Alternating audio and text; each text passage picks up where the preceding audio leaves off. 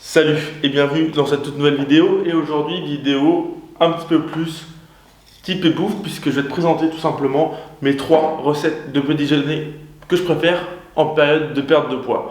Il faut savoir que moi personnellement, en période normale, la plupart du temps, je pratique le jeûne intermittent pour des raisons pratiques, mais que ça m'arrive très fortement de faire des petits déjeuners. Et quand j'en fais, je fais ces recettes-là. Et donc, on va passer en cuisine tout de suite. Alors, à savoir, juste avant de commencer, que c'est des recettes qui sont très simples, des recettes qui demandent très peu de choses. Typiquement, c'est des recettes avec 3-4 ingrédients maximum. Et la seule chose dont tu as réellement besoin, c'est un mixeur pour le côté pratique. Mais c'est vraiment juste pour le côté pratique. Je veux dire, c'est pas indispensable, mais ça sera meilleur. Donc, le seul investissement que je te demande de faire, c'est un petit mixeur. Mais en tout cas, c'est parti, let's go.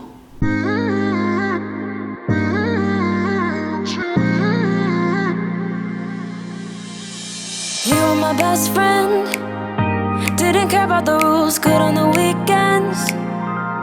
I'll be in fools, drifting the deep space. Cette recette-là, c'est ma recette préférée. Non mais, regarde-moi ça. C'est smooth. C'est une vraie tueuse. Il y a une recette que je peux te recommander que tu... Prends compte quoi. Tout ce que je viens de te montrer, c'est une banane, 2 œufs et 40 g de flocons d'avoine. Pour toute cette portion. Une tuerie.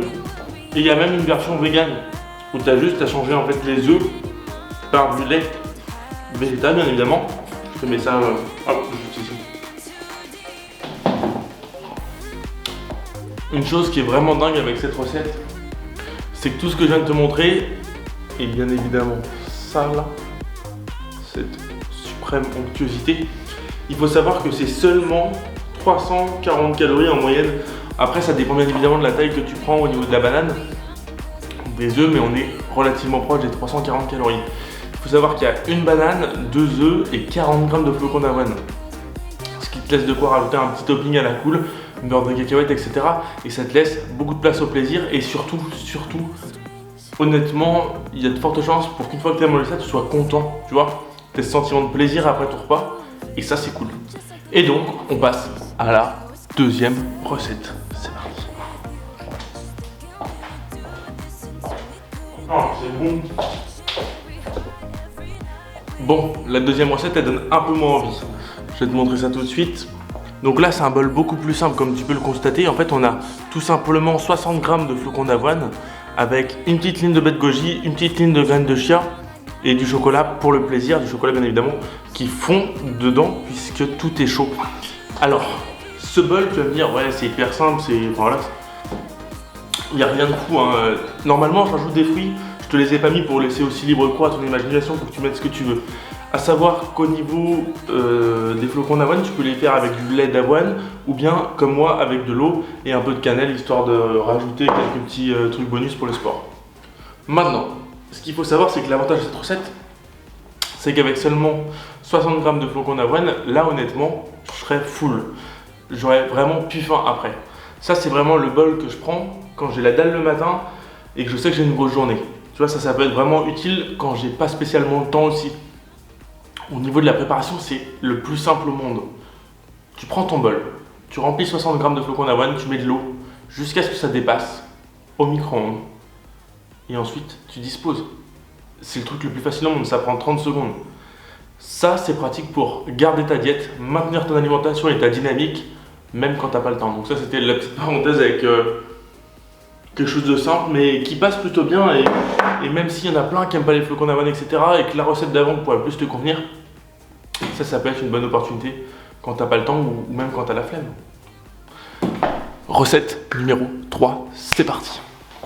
Au niveau de cette préparation ici, au niveau des œufs, j'ai une petite préférence pour tout ce qui va être des œufs tout simplement qui sont élevés en plein air.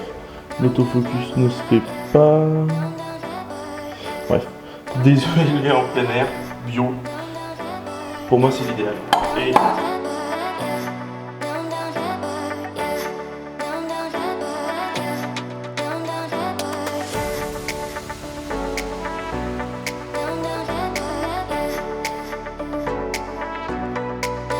Et donc pour cette recette, on va utiliser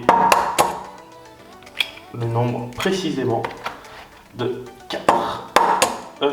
Alors, bien évidemment, c'est calculé pour moi. Tu peux en mettre plus ou moins, peu importe.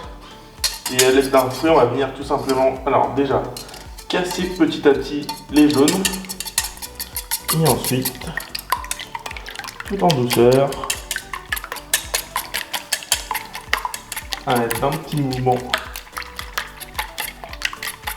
sous forme de rotation. J'ai pas encore l'habitude de parler de cuisiner, mais ça va venir petit à petit. Et donc voilà, petit à petit, tu peux tout simplement lancer.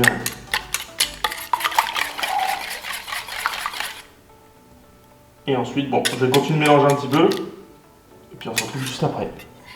Le meilleur conseil que je puisse te donner si jamais tu souhaites réussir tes omelettes et les cuire parfaitement à tous les coups, c'est d'avoir une cuisson extrêmement lente. La problématique, c'est bien évidemment que si t'as pas le temps, ça va être galère et tu risques de faire quelque chose qui va ressembler strictement à rien, et c'est ce que je fais moi-même 90% du temps. Mais si jamais tu veux une belle omelette, il faut une cuisson extrêmement lente. Là, par exemple, c'est en train de cuire, mais j'ai bien facile 10 minutes devant moi, donc je profite pour tourner cette petite séquence. Deuxième conseil que je peux te donner, c'est de faire ton omelette en fonction bien évidemment de tes goûts, mais aussi de tes objectifs. Si jamais, je dis n'importe quoi, aujourd'hui tu es dans une prépa physique, une prépa sportive, et que tu as un volume d'entraînement élevé par exemple, tu vas pouvoir au sein de ton omelette aller rajouter un peu de cannelle, un petit peu d'antioxydants, un petit peu d'anti-inflammatoire pour tout simplement favoriser ta récup. C'est toujours un point positif et puis ça coûte rien, tout simplement. La deuxième chose que tu peux faire aussi au sein de ton omelette, c'est bien évidemment partir sur du sucré avec de la cannelle ou bien partir sur du salé. Ici, moi, je suis parti sur une base salée, le petit chef-d'œuvre. Donc, cuisson réussie, cuisson extrêmement lente. L'avantage, c'est que j'ai pu la retourner tranquillement, faire mon pliage, être tranquille là-dessus. En réalité, le pliage, c'est tout con. C'est une fois qu'elle est bien cuite d'un côté, tu la retournes et une fois que tu l'as bien retournée, tu peux la plier et appuyer à l'aide d'une spatule ou quoi que ce soit. Donc si jamais ces 3 petits déjeuners que moi j'utilise lorsque je souhaite perdre du gras ou même me maintenir en réalité t'ont plu, tu peux bien évidemment partager la vidéo à des potes à toi qui veulent sécher ou se faire plaisir en cuisine avec des trucs qui prennent littéralement 5 minutes à faire et qui ne demandent pas d'être cuisinier ou quoi que ce soit. Moi je te dis à bientôt pour une prochaine vidéo. Partage, abonne.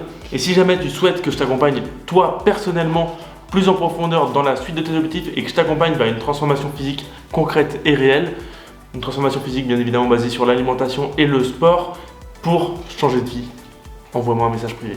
Salut!